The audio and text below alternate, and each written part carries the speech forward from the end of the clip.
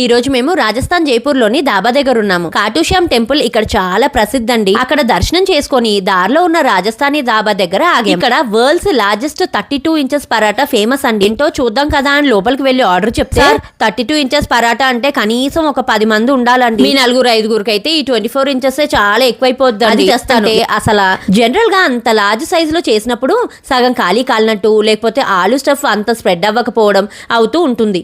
కానీ అసలు ఎంత చక్కగా దేశీ గీతోని మంచిగా కాల్చి తీసుకొచ్చాడండి. బర్ఫీ కటింగ్ లాగా కట్ చేసి తీసుకొచ్చారు చూడండి. సర్వింగ్ చేసుకోవడానికి చాలా ఈజీగా ఉంటుందన్నమాట.